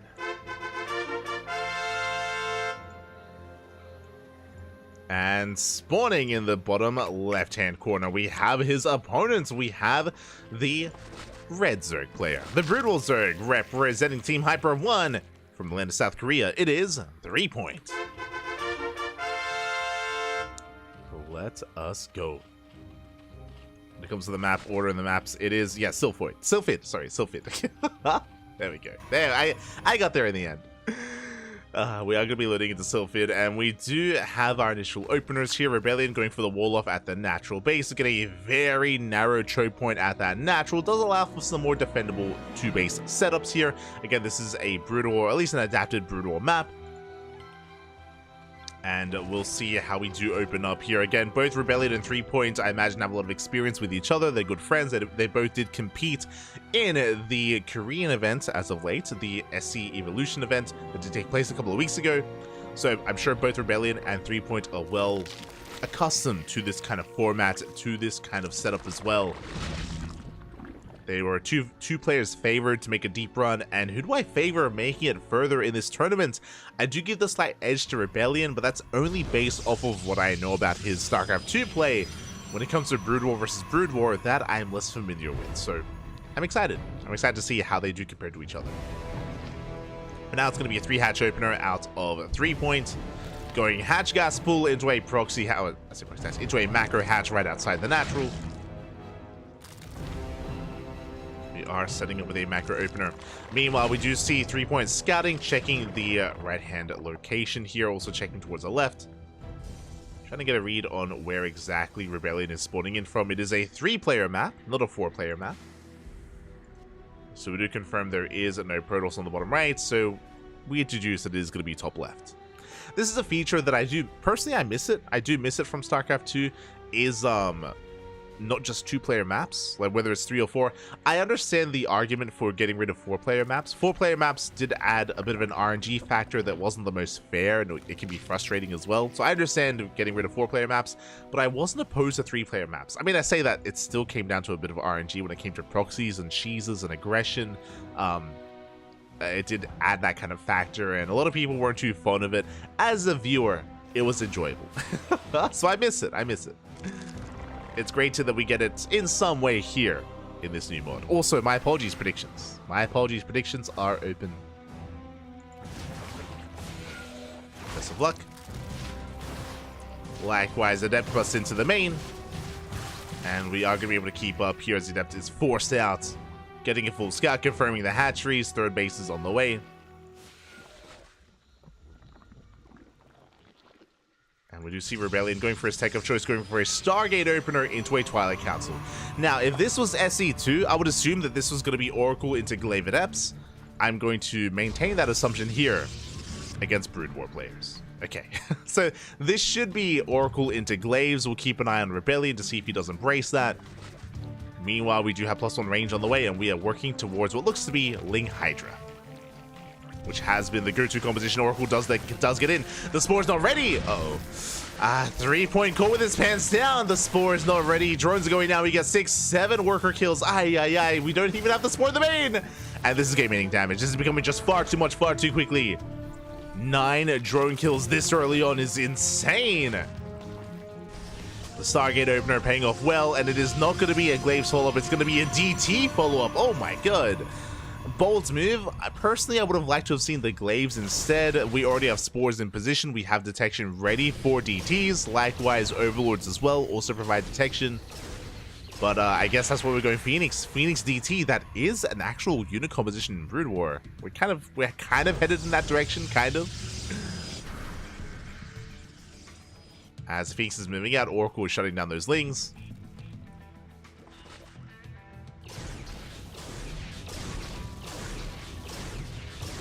Here we go. We make our way towards that third.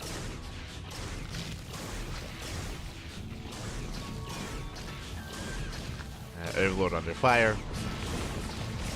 Ooh, and we do not get the Overlord. Oh my god, just barely we do save it. Likewise, Lings racing across the map. They do delay the third. Not bad. They get a kill on the probe. But I believe we have no vision. We have no scouting. We have no idea that it is going to be a Dark Shrine follow-up. The DTs are going to be hitting the field. More Overlords being hunted down.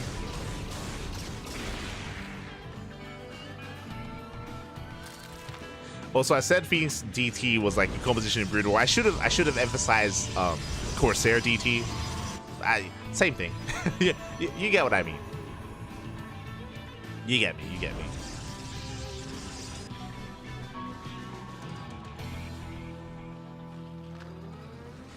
Phoenixes will rotate.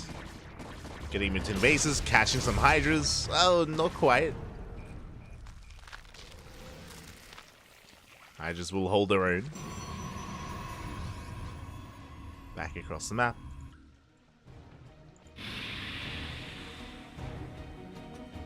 Rebellion embracing his Archon production.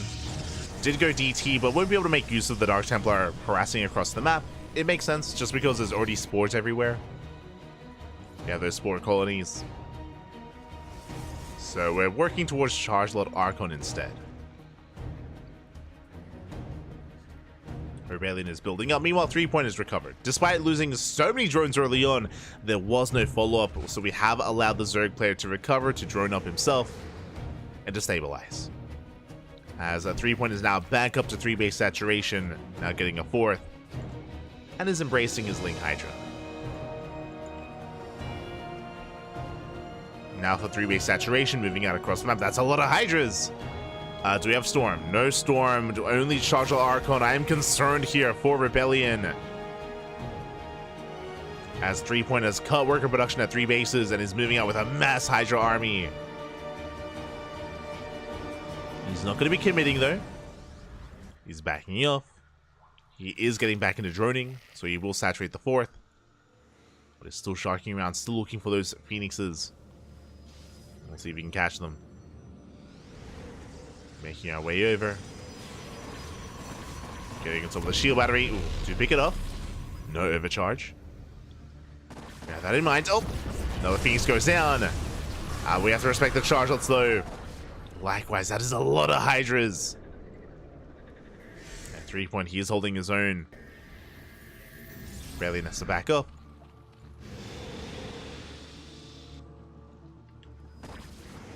And without Storm, we can't really deal with this many Hydras.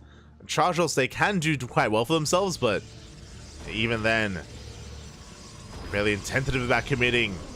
Here you go, he's pushing out, catching some of these Hydras, not bad. Going for the lift. But he cannot quite commit. Oh my god, the pure Hydra army is insane. And still no Storm. I mean, no Templar Archives. What can we do? Oh, we do catch out a good amount of Hydras though. Very nicely done. But they do kite back. Yeah, they make use of the choke point. Zealot's trying to break through, and they slowly are. Yeah, they're making their way through the Hydras, and so many of them do go down, and it looks like Rebellion will take the fight, will shut down the mass Hydra. The charge lots. I should have had more faith. Zealots, they did break through, and even without Storm, Rebellion, he takes the fight. Impressive. Impressive there, and now we're on the back foot. Now I'm concerned about the lack of lurkers. Against this kind of army composition, clearly Zealous, they can tank those Hydra shots, they can get on top of them. 5 lurkers on the way. Sorry, 2 lurkers on the way. Getting in production. Rebellion rotating over towards the right-hand side. The sunken colonies are not ready. And just pushing in. But 3-point so far, he is turtling up at the same time. DT counterattack. Uh-oh. We get into the mineral line. Sunken colonies do morph in, but we have DTs harassing. They're getting on top of the spore, getting on top of the drones. Oof, that's going to be a lot of workers going down. It's going to be 11 drones falling. And Rebellion, he has eyes on that hatchery. But lurkers, I mean, they're getting up there. We have 9 lurkers already. And 3-point, now that we've made it to lurker production, we can hold, we can defend. And I'm curious, Rebellion, where does he take us? How do we answer the call of the lurkers? Looks like it's going to be disruptors. We have a second robo. We have the Bay on the way. This should be for disruptor production. Can do well against this. At the same time, War Prism into the main.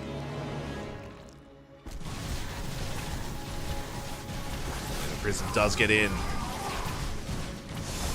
The War Prism will complete at the same time. Ling Hydra will get on top of the base. Detection up the lurkers. Yeah, a lot of damage being dealt. Observer just barely out of position. But it looks like we will clean this up. Yeah, lurkers go down. Meanwhile, the War Prism's still alive. The Zealots, they don't get much economic damage, but they trade against the Ling Hydra. Rebellion defends. And 3 Point does clean up at least the harassing army. The War Prism still does pose a threat, and disruptor production has begun. Disruptor production has begun. Now, how do I feel about disruptors instead of High Templar? I mean, on the one hand, it kind of makes sense just because, you know, we don't have a Templar archives and we're not taking in that direction. But it does feel risky. I'm curious how the Brood War Lurker, if it can unburrow in time and avoid those Novas. Curious how they kind of compare. How their dynamic plays out. Australia does push. We have how many? 16 lurkers ready from 3 points. Trying to cut off the army. Nova goes off. Ooh, big connection. Nova does one-shot lurkers. That's kind of a big factor here. Unlike SC2, lurkers are that much more fragile. There we go for the lift. You have some detection. Observer not quite within range. Yeah, the observer's here on the bottom right. Ooh, a lot of spine shots going off. And it looks like the lurkers are going ham. The Hydras are going down, but we can clean up the rest of the army. Yeah, the observer not quite in position, not quite when we needed it. And these lurkers got so many free shots off.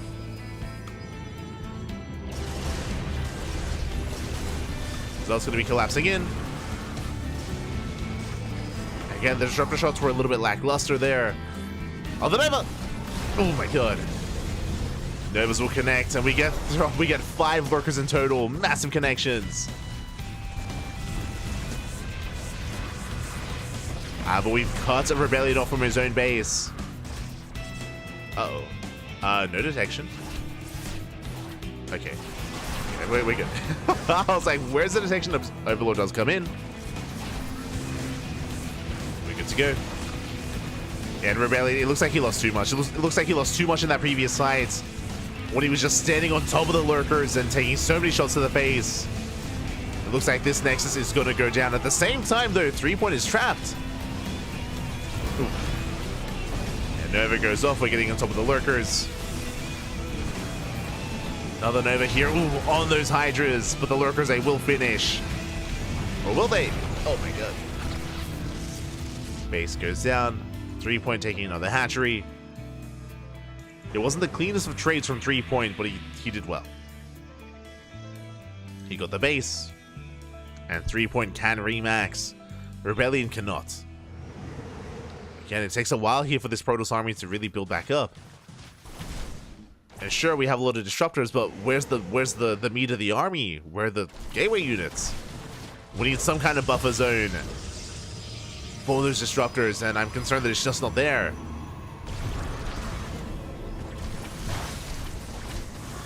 Neva's going to be connecting. Meanwhile, on the right-hand side, yeah, we're getting on top of the base. We're getting on top of the third, force to recall. And Rebellion is just getting pulled apart. We'll defend that Nexus. But he's denied another. And at this point, it feels like Rebellion is pretty all in. Like, he has no longevity left in this game. He barely has an economy. Now, I do think he can take a fight. I do think he can actually win a fight as well. Oh my god, as we're going for a massive Doom Drop. Bold move. Yeah, Doom Drop right into the main base. Right over the wall. Yeah, loading on more lurkers.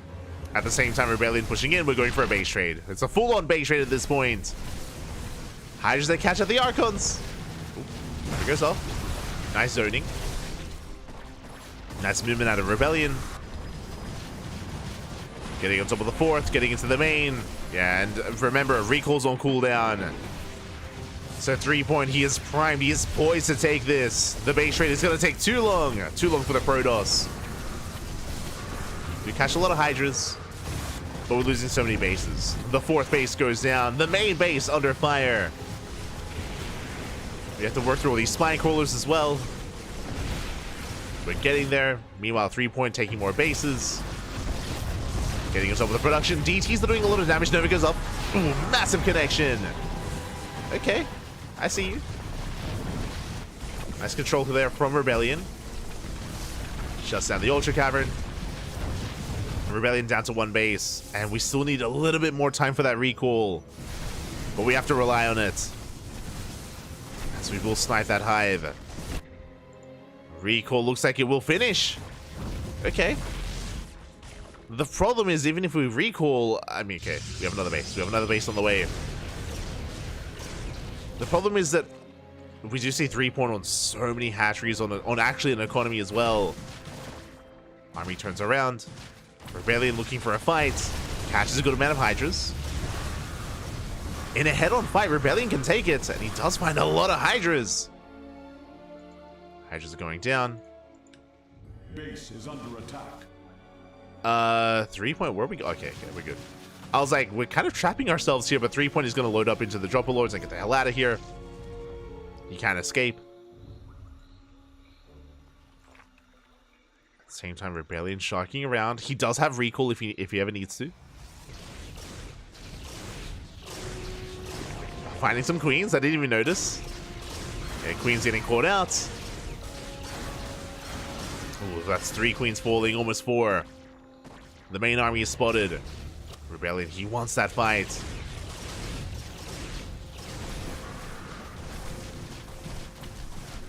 Rebellion, he does miss the pickup though.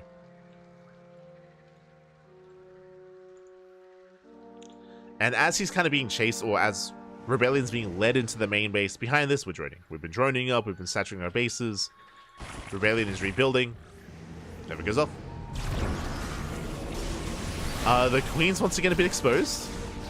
Oof. These 2 queens do go down. Rebellion from here going to be able to back off. More lurkers on the way. We do have detection, thankfully. Do have some detection.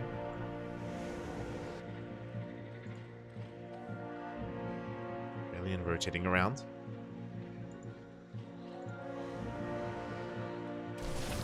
I feel like a lot of this is going to come down to the Novas. How many disruptors do we have? We have 4. 4 disruptors, each with a lot of potential. Nova's zoning back the army.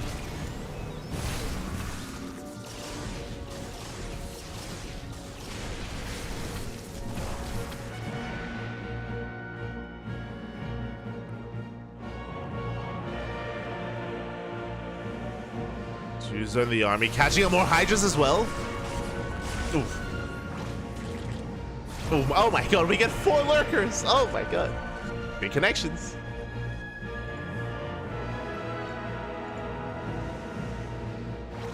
But over time...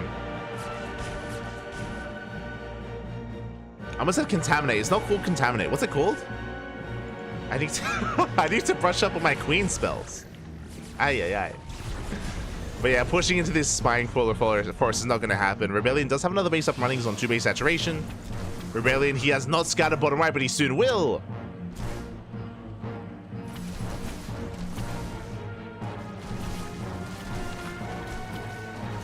Yeah, we do confirm.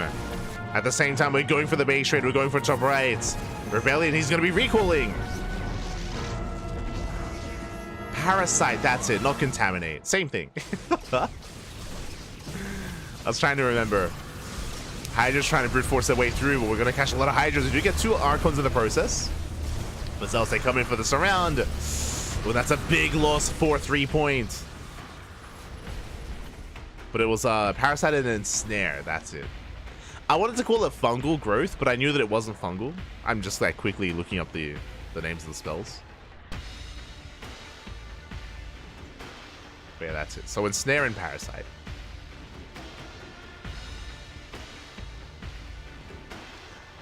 As Rebellion does rotate around. Again, he's aware of the fresh mining base, but we can see 3-point walling up. Gonna be turtling. Queens on the lookouts. They're scouting, trying to find another base. Oh, do we have detection? Oh, that's a lot of zealots going down. The choke point was brutal. Means they get eyes on the base. But they're going to be exposed. Thankfully, they're able to get away. Able to avoid those phoenixes. I mean, contaminate is basically, sorry, parasite is basically like revelation. This gives us vision.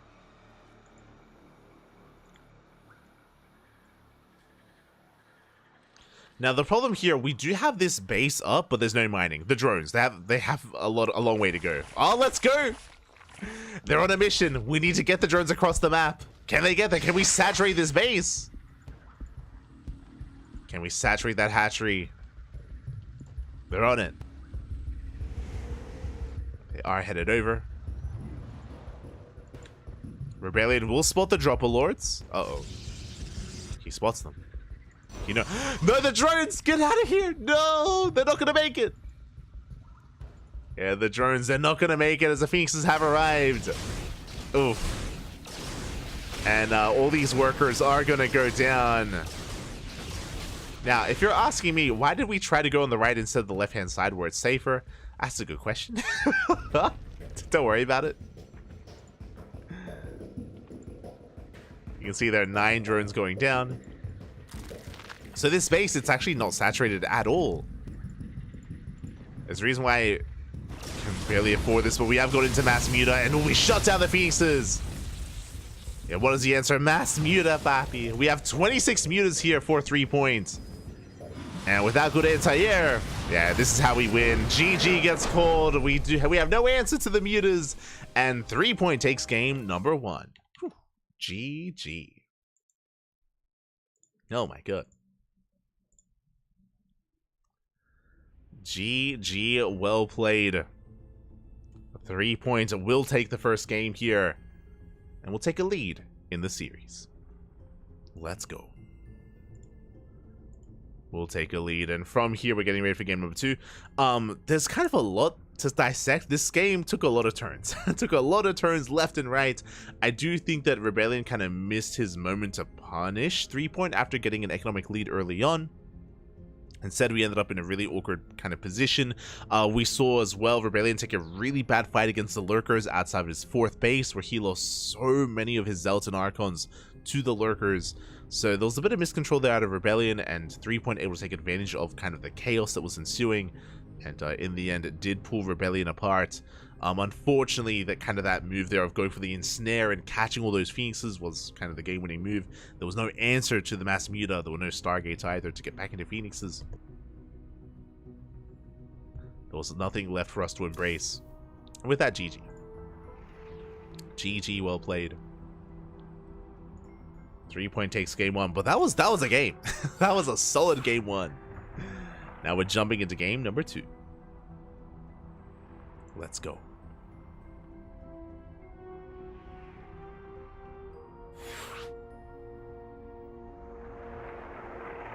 Let us go.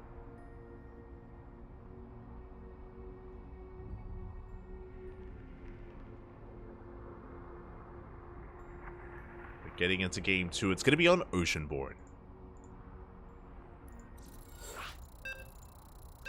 Meanwhile, I believe the other semifinals is underway. Oh, I say that. Uh-oh. The other semifinals actually just concluded. Psyarch takes down Greenheart. Again, I did favor Psyarch. The reason why is because Psyarch actually does, you know, compete in and practice and play Brood War quite a bit. So Psyarch, he takes down Patches, takes down Greenheart. Homono went down in the quarterfinals, and Psyarch is waiting in the grand finals for the winner of this series. Who's it going to be? We're here to find out. As we are jumping into game number 2 and spawning in the top left-hand corner of Oceanborn, we have our Brood War Protoss player from South Korea. It is Rebellion. Currently down in this series and spawning in the bottom right-hand corner. We have as opponent, we have the blue Zerg player. The SC2 Zerg representing Team Hyper 1, also from South Korea. It is a 3-point. Let's go. Let us go. As our PVZ is upon us. 3-point going hatch gas pool. Rebellion setting up on the low ground. Getting ready for his expand. And we'll see where this takes us. We'll see where we go. Just catching up in the chat. StarCraft 1 units struggling today. Kind of. I mean, StarCraft 1 units in general are a little more fragile. Like the Lurkers, the Hydras as well. But they're also cheaper. Bear that in mind. So you're able to get them up and running. Meanwhile, Rebellion going for the cannon rush. Going for an expand into Forge. Okay, a macro cannon rush out of Rebellion. You have my attention. Now, we saw an attempted cannon rush previously on this map, but this time it's on the high ground. Yeah, 3 points in the dark. He does not spot this. The Overlord is checking the natural. Probe dips in, and we do fully wall off. Yeah, the wall is set up. This is how you cannon rush. Let's go. We wall off the main, and we're setting up cannons on the low ground. There we go. First cannons on the way. We cancel the pylons, and it's too late. The drones, they cannot get to the low ground in time. The cannons are within range of the hatchery. You force a cancel. Now we're going to delay the second expansion. And remember, behind this, we already have a base. It's a macro cannon rush, not dedicated. We pylon block. Oh, that is brutal. Yeah, we pylon block the third, and we can pylon block the triangular third as well. And where do we go? Where do we expand? What is the plan here for this drone? Where can we go? Oof, we're going for the fourth base location. A very, very awkward third. And we're going for another cannon rush. Behind this, Gateway's on the way. Defensive cannon as well. Queens are in production. We have a Spine Cooler to defend the main. But it's not about the main base. It's about the natural. And there's no saving this. There's no Lings on the way. There's no way to save the expansion, save the Nexus. And the game may just end here and now. It might just be over. It might just be over at this point because I don't see how we can save this base. Probe does fall. Cheeky move there out of Rebellion. Lings are on the way. But the cannon will finish. Now the hatchery's in production. Only 2 Lings moving out across the map. The cannon is done. And 3-point. With enough Lings, we can break the one cannon. True. True. Okay. We can save this. We can save this. Lings are amassing. It's only one. If there were 2 cannons, I don't think we could. But with only 1 cannon, I think we can mass up enough Lings to break this position. Bane this on the way. It's going to be a Bane bust. Okay, we might just give up on the hatchery. It's going to be a Bane bust out of 3-point. Okay, we're going for the cannon. We get a full surround. The cannon is going to be shut down. Again, if we had extra cannons here, this could have been game. This could have been game here and now with extra cannons. Instead, we're macroing like an animal. We're macroing up. And here comes the Bane bust. It's all or nothing here for 3 points. One way or another. Either he kills Rebellion or he dies trying. He's massing up so many Lings. Back at home, what do we have? We have a cannon. No shield battery. No shield battery. No additional units. Just 2 Dragoons and 1 Zealot. I feel like a Bane bust has potential. We have a lot of potential here. Banelings are on the way. And Rebellion has no idea. Oh. He has no idea what's going on. No full wall off either. Banelings, they're going to be crashing in. Dragoon trying to hold the line. But no! We get in! Yeah, we break through. We depower the low ground. We get on top of the Dragoon. Dragoon goes down as well. We have 1 more Baneling remaining. And we're gonna crash in. Oof. Massive connection, and there's nothing left. There's nothing left here. There's 1 Zelda on the way in the main. And it looks like 3-point has done it. Unfortunately, Rebellion, he had no idea. He had no idea there was a Bane bust coming. Did not pre-scout. He did not follow up scouts. Re-scout is what I meant to say. And with that, we're making our way into the main. Robo's under fire.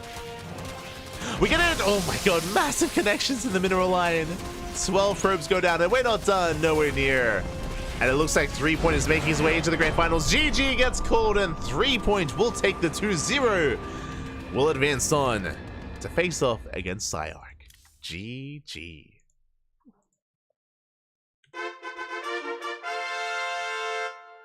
GG, well played. Again, the cannon rush was successful. It was very well executed out of Rebellion, and he may have even almost taken down another base, but unfortunately there was nothing else in the main to scout to confirm what was going on, to get a read on what was happening. GG, well played.